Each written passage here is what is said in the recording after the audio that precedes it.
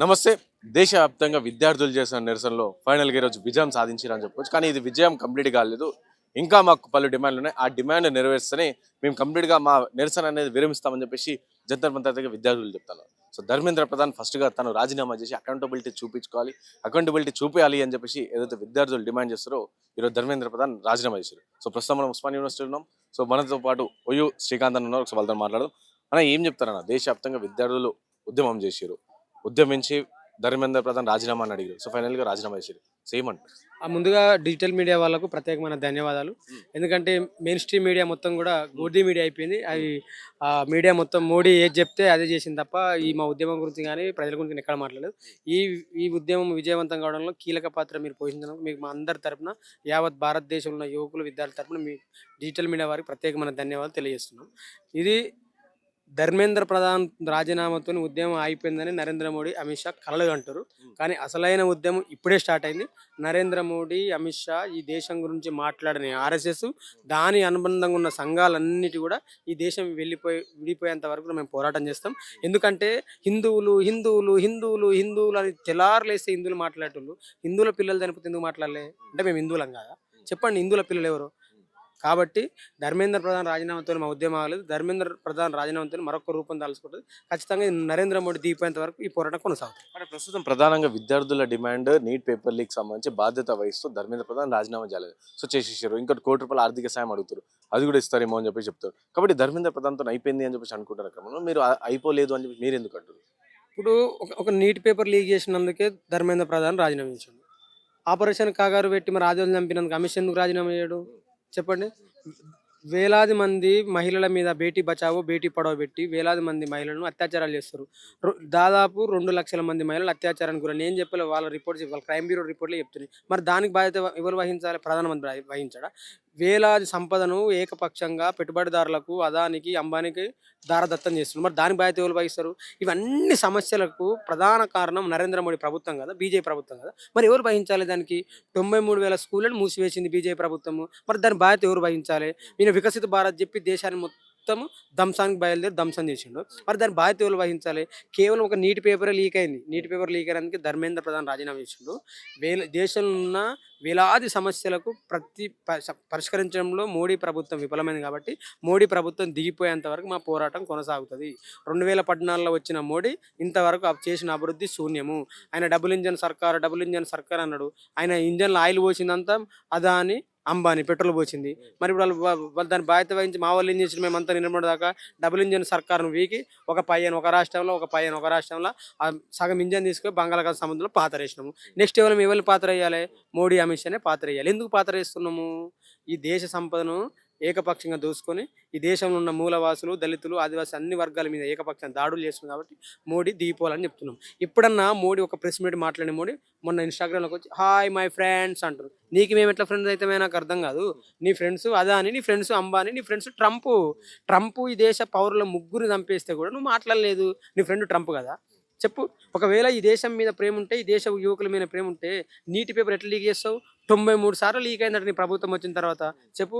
రెండో తరగతి చిన్న పోరను, ఇప్పుడు పుట్టిన పోరనికి డైపర్ ఎత్తేనే చక్కగా లీక్ కాదు. నీ ప్రభుత్వం ఎన్నిసార్లు లీక్ అవుతుంది? చెప్పు. ఈ ప్రభుత్వం మీద ఇక్కడున్న యువకులకు పూర్తి స్థాయిలో నమ్మకం పోయింది. ఈ విజయము ప్రజల విజయము, ఈ విజయము యువకుల విజయము. ఇక్కడ ఈ విజయం కాంగ్రెస్ పార్టీ విజయం అని చెప్పేసి వాళ్ళు సెలబ్రేషన్ చేసుకుంటారు కదా. ఇప్పుడు కాంగ్రెస్ పార్టీ విజయం అంటే కాంగ్రెస్ రాహుల్ గాంధీ ఇప్పుడు వచ్చిండు అంటే ఇంతకుముందుకు ఎందుకు రాలి రాహుల్ గాంధీ? చెప్పండి. రాహుల్ గాంధీకి రేవంత్ రెడ్డి సపోర్ట్ లేదు. మాకు ఎట్లా సపోర్ట్ ఇస్తాడైనా? మాకు ఏ ప్రభుత్వం మీద, ఆ పార్టీ మీద ఈ పార్టీ మీద మాకు పూర్తిగా నమ్మకం లేదు. ఒకవేళ వాళ్ళకు నమ్మకం ఉంటే, వాళ్ళ పార్టీ మీద నమ్మకం ఉంటే ప్రజలు వాళ్ళ పార్టీకి వేలాది మంది లక్షల మంది ర్యాలీ అవుతారు. మరి ఎందుకు ర్యాలీ కాలేదు?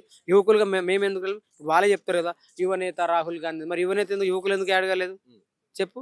అంటే మాకు స్పష్టమైన అవగాహన ఉంది. ఆ పార్టీ అయినా, ఈ పార్టీ అయినా, ఏ పార్టీ అయినా ఆ పెట్టుబడిదారుల పార్టీలు తప్ప పేద ప్రజల పార్టీలు కావు. కాబట్టి యువకులుగా ఈ దేశాన్ని కాపాడుకునే వాళ్ళం, యువకులుగా ఈ మట్టిని ప్రేమించే వాళ్ళం మేము బయలుదేరాం. నేను అందుకే చాలా సందర్భాలు చెప్తున్నా. బతాయి బ్యాచ్ సావర్కర్ ఉన్నారు, బతాయి బ్యాచ్ ఓడిపోయింది. Bhagat Singh batch, doctor Babasaheb Ambedkar batch మేము వాళ్ళ వారసులు. మా బ్యాచ్ గెలిచింది, వాళ్ళ బ్యాచ్ ఓడిపోయింది. వాళ్ళది ఉగ్రవాదుల బ్యాచ్, మాది దేశాన్ని ప్రేమించే మట్టి మనసుల బ్యాచ్. కాబట్టి ఈ నేలను ప్రేమించిన వాళ్ళం, ఇక్కడ ప్రజలను ప్రేమించిన వాళ్ళం, మేము పోరాటం చేస్తాం. యాంటీ నేషనల్ అన్న మీరు మాట్లాడారు కదా.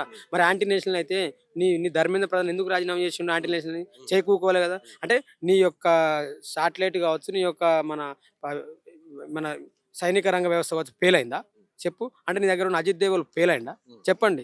ఇది కేవలం కుట్ర. వాళ్ళు ఎప్పుడైనా ఈ దేశంలో ప్రజల మధ్య చిచ్చు పెట్టడం కోసం వచ్చారు కాబట్టి, మేము మతానికి మత్తులు మేము బానిసలమని వాళ్ళు అనుకున్నారు కాబట్టి, మేము మతాన్ని మత్తుని చిత్తు చేసి ఈ దేశంలో ఉన్న మట్టి మనుషుల కోసం లక్షలాది మంది ప్రజలము యువకులం అందరం రోడ్ల మీదకి వచ్చి మా యొక్క సమస్యల పరిష్కారానికి మేము కొట్లాడుతున్నాం. ఇప్పుడు ఈయన ఏమంటున్నాం, నరేంద్ర మోడీ అంటున్నాం. నరహంతక నరేంద్ర మోడీ హిట్లర్ వారసుడైన, డయ్యర్ వారసుడైన, సావర్కర్ వారసుడైన, అమెరికోని వారసుడైన ఈ దేశానికి ఆయన వారసుడు కాదు. 56 ఇంచుల పీట్లు ఉన్నాయన ఎటువే మరి చెప్పండి. కాబట్టి ఈ దేశం నుంచి బీజేపీని తరిమి కొట్టాలి. విముక్తి భారత్ కావాలంటే బీజేపీ వెళ్ళిపోవాలి. బీజేపీ నుంచి విముక్తి పొందితేనే దేశం విముక్తి అవుతుంది. లేకపోతే ఈ దేశం మీద వాళ్ళు నిరంతరం దాడులు చేస్తారు. అంటే నేను బండి సంజయ్ గారు మాట్లాడుతూ పేపర్ లీకులు ఓన్లీ ఢిల్లీలో అంటే నీటికి సంబంధించే కాదు, దేశవ్యాప్తంగా ప్రతి ఒక్క రాష్ట్రంలో పేపర్ లీకులు అవుతున్నాయని చెప్పేసి బండి సంజయ్ మాట్లాడారు. దానికి ఏమంటారు? ఇప్పుడు ఐటెన్ నెంబర్ 6 గురించి నేను కొత్తగా చెప్పాల్సిన అవసరం లేదు. ఆయన ఐటెన్ నెంబర్ 6 ఆయనకు కనీసం ఏమైనా కామన్ సెన్స్ ఉందా అండి? అంటే మీ మీ ప్రతి రాష్ట్రం లీక్ అవుతున్నాయంటే అంటే లీక్ అవుతున్నాయనే కదరా భయ్ మిమ్మల్ని ఎక్కించి మళ్ళీ లీక్ అవుతుందంటే. అందుకే కరీంనగర్లో గుర్తుపెట్టుకో, బండి సంజయ్ లాస్ట్ నాకు తెలిసి ఆయన లైఫ్లో మళ్ళీ ఎంపీ గెలవడు, కేంద్ర మంత్రి కూడా కాదు. ఆయన చాప్టర్ క్లోజ్ అయింది. ఆయన మా రాష్ట్రం లీక్ అయినాయి, మీ రాష్ట్రం లీక్ అవుతున్నాయి, లాంటి నేషనల్ లాంటి హిందువులు అంటే ఎవడా నీ మాట్లాడు కనీసం అసలు నీకు అవగాహన ఉందా? ఆయనకు నీట్ స్పెల్లింగ్ వచ్చా? ఒకసారి నీట్ స్పెల్లింగ్ చెప్పానని బండి సంజయ్ చెప్తాడా? నీట్ స్పెల్లింగ్ చెప్తే నేను లైఫ్లో బండి సంజయ్ మీద మాట్లాడినా, నేను సవాల్ విసురుతున్నా. చెప్పమను చెప్తాడా? ఆయనకి ఏం తెలుసు? ఆయన మార్వాడుల అభివృద్ధి కావాలి, గుజరాత్లో చెప్పులు మోసుడు కావాలి, కరీంనగర్ ప్రజలు కానీ హిందువుల గురించి మాట్లాడేది కానీ కాదు. అసలు హిందువులకు బండి సంజయ్కు ఏ సంబంధం లేదు. ఇది మేము కోరదలుచుకున్నది. మా తెలంగాణలో బీజేపీని ఎట్టి పరిస్థితుల్లో మేము రానియము. ఇప్పుడు వాళ్ళు మతాల మధ్య చిచ్చు పెట్టారు, కానీ మేము మనుషులందరినీ ప్రేమిస్తున్నాం, మనుషుల కోసం పోరాటం చేస్తాం. మాకు కులాలు మతాలు ప్రాంతం కాదు, ఇది భారతదేశం ముఖ్యము, ఈ దేశం ముఖ్యము. కాబట్టి ఖచ్చితంగా భవిష్యత్తులో తెలంగాణ నుంచి బీజేపీని పారదోలుతున్నాము. ఖచ్చితంగా తెలంగాణలో బీజేపీ ఉండాలని తెలియజేస్తున్నాం. అంటే గతంలో చాలా అంటే ఈ 12 ఏళ్ల వ్యవధిలో సో రైతులు ఉద్యమించారు. దాని తర్వాత నల్ల చట్టాలకు సంబంధించి కూడా ఉద్యమాలు ఇవన్నీ కూడా జరిగాయి. ఇంత పెద్ద ఎత్తున విద్యార్థులకు సంబంధించి విద్యార్థులు పాల్పంచుకోలేదు. అలాంటి దీనికి పాల్పంచుకున్నారు. సో ప్రాధాన్యత ఏమనుకుంటారు? ఇప్పుడు రైతు చట్టాలు తెచ్చినప్పుడు మెజార్టీగా పంజాబ్ రైతులు, హర్యానా రైతులు, కొంతమేర రైతులు. కానీ నీట్ అనేది దేశవ్యాప్తంగా విద్యార్థుల సమస్య. ఇది ఒక్కసారి లీక్ కాలేదు, దాదాపు 92 సార్లు ప్రతిసారి సిబిఎస్ఈ ప్రతి దగ్గర లీక్ జరుగుతుంది. కాబట్టి ఇప్పుడు విద్యార్థులను పెట్టుకున్నవాడు ఎవడు కూడా ఉండలేడు. అది నైమ్ కావచ్చు, సారీ మన నరేంద్ర మోడీ కావచ్చు, హిట్లర్ కావచ్చు, ఎవడైనా కావచ్చు. ప్రపంచంలో ప్రతి పోరాటం విద్యార్థులతోనే ముడిపడి ఉంది. విద్యార్థులు చేసిన పోరాటం ఎక్కడ కూడా ఫెయిల్ అయిన దాఖలాలు లేవు, వెనుకబడిన దాఖలాలు. తెలంగాణ కూడా విద్యార్థులు తెచ్చుకోరు. విద్యార్థులతో పెట్టుకున్నవాడు ఎవడు కూడా ఉండలేడు. మేము అందుకే చిన్న గంట పెట్టినాము, అది ధర్మేంద్ర ప్రధాన్ దింపింది.